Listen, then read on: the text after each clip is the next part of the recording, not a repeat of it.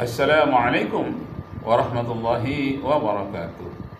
Nashkurullah syukran katsiran bi qira'atil hamdalah ala hidayatihi wa tawfiqihi alladhi nahnu na'isu biha wa nusalli wa nusallimu ala sayyidina Muhammadin ala juhdihi wa bazlihi litablighi syara'i la hidayata lana. Amma ba'du, askurukum syukran jazila ala masa'idatikum bil huduri fil hadzal fasli. Sa'ufassiru alaikum khutbati ala lughatil Indonesia khususan. Kama araftum, kama ra'aitum al-an, ana sa'abahas nahwa al-adiyan, makaran al-adiyan. Makaran itu artinya perbandingan, al-adiyan agama, dan bongkar-bongkaran. Nah, apa yang dibongkar yang dibandingkan dengan perbandingan agama? Ada naskah laut mati yang ditemukan di dalam gua Qumran. Gua itu di pinggir laut mati di Timur Tengah, khususnya perbatasan antara Yordania dengan Israel. Jadi ada laut mati di situ. Jadi adalah orang mengembalakan kambing di pinggir laut itu. Karena hari hujan, kambingnya itu lari ke dalam gua di pinggir laut. Nah, supaya kambingnya itu keluar, karena guanya gelap, dilemparlah dengan batu. Dilempar. Terdengarlah bunyi seperti batu itu mengena tempayan atau benda-benda yang bergaung suaranya di dalam. Entah tempayan, entah apa, entah gulungan tertentu yang bersentuhan dengan batu, dilempar lagi juga bunyinya begitu. Akhirnya diteliti, ternyata ada tempayan benda-benda untuk menyimpan gulungan kitab-kitab suci kuno terdahulu. Guanya namanya Gua Qumran di pinggir laut mati. Nah, ditelitilah, ternyata masih bisa dibaca di dalam bahasa Suryani, bahasa Ibrani, bisa dibaca kitab-kitab gulungan-gulungan tersebut, masih bisa dibaca walaupun ada yang rusak, tapi masih bisa potongan-potongannya dibaca. Di antaranya ditemukan tentang nabi-nabi akhir zaman. Ada nama Nabi Muhammad sebagaimana disebutkan di dalam kitab Taurat, namanya Taurat Ulangan pasal 18 ayat 18.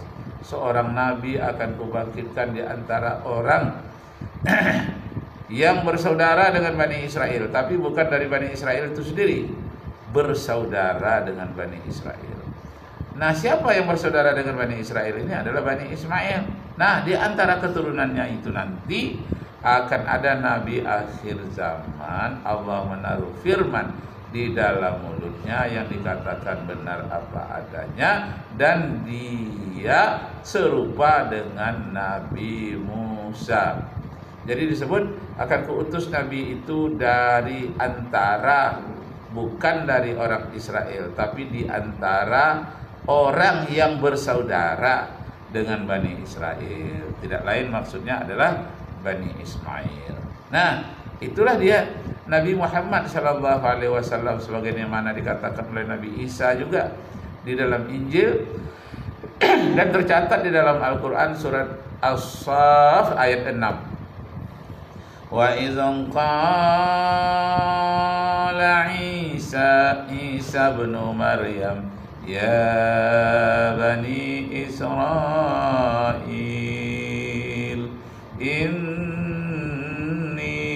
Rasulullahi ilaikum musaddiqan lima baina yadayya minat taurati wa mubassiran bi rasuli ya'ti min ba'di ismuhu Ahmad falamma ja'ahum bil bayyinati qalu hadza sihrun mubin. Ingatlah tatkala Isa ibnu Maryam menyatakan, "Hei Bani Israel, aku ini adalah seorang nabi utusan Allah. Aku membenarkan kitab terdahulu yaitu kitab Taurat, dan aku membenarkan sudahku nanti akan datang seorang nabi namanya Muhammad. Tetapi ketika dia datang nanti, orang menyangka dia membawa sihir yang nyata." Nauzubillah min dzalik. Bapak Ibu, saudara-saudara sekalian, mohon maaf agak batuk sedikit. Nah, kembali cerita kepada Gua Qumran di pinggir Laut Mati, yang di dalam gua itu terdapat gulungan-gulungan yang bisa dibaca. Ini agak beda sedikit apa yang dikatakan oleh Yahya Waloni. Yahya Waloni katanya ada 2 versi. Di samping itu ada lagi yang ditenggelamkan dalam Laut Mati itu. Karena dalam Laut Mati itu katanya benda-benda itu lebih tahan lama. Ada di antaranya gulungan yang masuk ke dalam Laut Mati itu, ketika diselami ada gulungan dibawa ke atas dan masih bisa dibaca. Nah, itu saya belum menemukan yang seperti itu, seperti kata Yahya Waloni. Ada juga kemungkinannya. Tapi yang saya baca ini dari Omar Hashim dan juga Muhammad Hashim, dan juga literatur dari Muhammad Arsyad Talib Lubis dengan buku perbandingan Muslim and Christianity. Di dalam buku itu lebih banyak menyebutkan di dalam Gua Qumran di pinggiran Laut Mati. Namun naskah di dalamnya tetap dinamakan Gua Laut Mati. Hampir-hampir tak tersebut itu namanya Gua Qumran. Nah, di dalam Gua Qumran itu ditemukan gulungan-gulungan yang masih bisa dibaca dan dibahas orang banyak sampai hari ini, yang selama ini terselubungkan dan tidak diungkapkan oleh para pastor di gereja-gereja di Eropa, juga para pendeta di Amerika jarang menyampaikannya. Nah, sekarang sudah terbongkar oleh orang Indonesia sendiri, karena banyak di penelitian itu di dalam bahasa Inggris sudah translate to Indonesian, sudah banyak diterjemahkan ke dalam bahasa Indonesia. Terutama yang ahli-ahlinya yang pernah sekolah di sana, misalnya Menahem Ali yang akhirnya masuk Islam, dan beliau sekarang menjadi pakar sejarah di dunia Islam. Beliau masuk Islam karena mempelajari naskah-naskah Laut Mati itu dan naskah-naskah lainnya yang menyatakan no God before me, kata Allah, tidak ada Tuhan selain aku.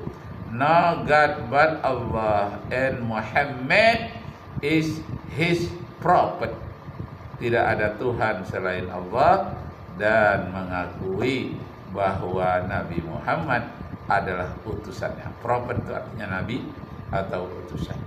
Nah, bagaimana naskah-naskah Laut Mati itu yang digali oleh Ustadz, kalau dulu pendeta, sekarang Ustadz Haji Menahem Ali, kita dengarkan sebentar, insyaallah.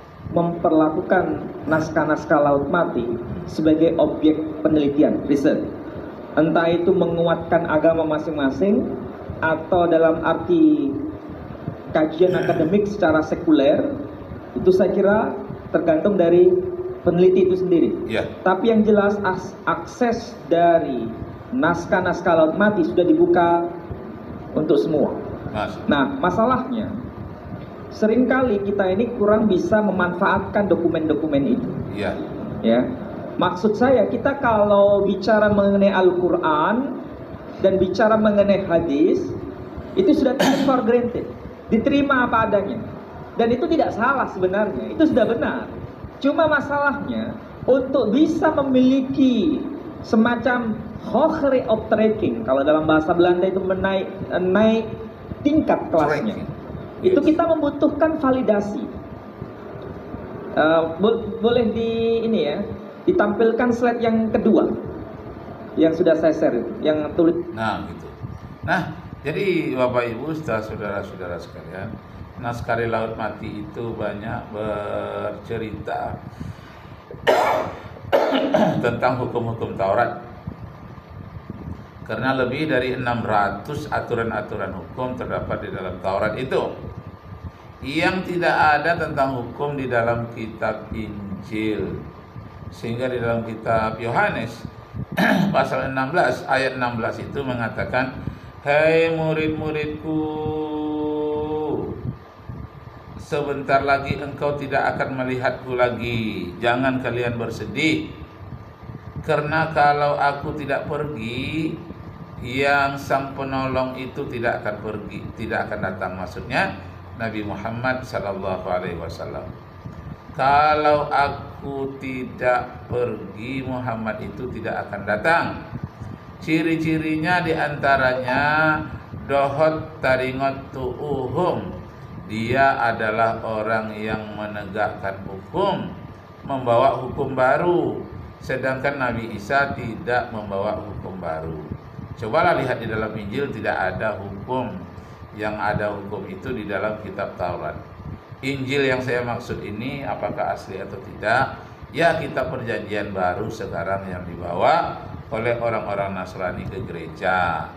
Nah, kitabnya itu antara lain kitab Matius, Markus, Lukas, Yohanes. Matius, Markus, Lukas, Yohanes 4. Nah, ditambahlah dengan surat-surat Paulus. Surat Paulus kepada jemaatnya di Roma, namanya kitab Roma. Kitab surat-surat kiriman Paulus dari penjara ke jemaat yang ada di Korintus, namanya Korintus. Misalnya kitab Korintus pasal 11 ayat 26. Paulus mengatakan, di Korintuslah untuk pertama kali murid-murid Paulus itu disebut sebagai Kristen. The first time to say Christian, to call Christian. Nah, zaman Nabi Isa tidak disebut Kristen, tapi disebut dengan Nazaret atau Nasrani. Jadi berbeda antara ajaran Kristen dengan ajaran Nasrani. Ajaran Nasrani itu tauhid murni, sedangkan ajaran Kristen di bawah Paulus itu tauhidnya sudah terbagi 3. Usulus salasah fi Kristiani. Nah, usulus salasahnya yang pertama Allah Bapa, Putra, Roh Kudus, menjadi 3. Nah, itu yang Kristiani. Sedangkan di dalam ajaran Nasrani disebut dengan Allahu Ahad. Sema Israel, hai orang Israel, katakanlah Yahweh Ehad, Allah itu Esa. Itu di perjanjian lama atau kitab Taurat yang disebut dengan Elohim atau Yahweh Ehad, Allah itu satu. Sedangkan di perjanjian baru melalui Paulus 3, Allah Bapa, Putra, Roh Kudus. Itu menurut buku yang dibaca, bukan menurut saya. Di antaranya buku Ahmed Dedan dengan judulnya The Choice. Kemudian buku Muhammad Arsyad Talib Lubis, judul bukunya Perbandingan Akidah Nasrani dan Islam. Kemudian buku Yusuf Su'aib tentang agama besar di dunia. Nah, buku itu banyak mengandung seperti itu. Kemudian Zakiyah Derajat, Profesor Doktor, tentang Al-Adiyat, agama dunia.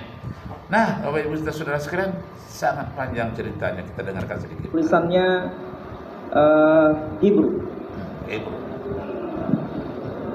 Saya ambil contoh. Ini kalau dalam bahasa akademik ya. Jangan dianggap sebagai seorang ustadz anggap seorang akademisi. Nah, demikianlah Bapak Ibu, nanti kita sambung lagi. Wassalamualaikum warahmatullahi wabarakatuh.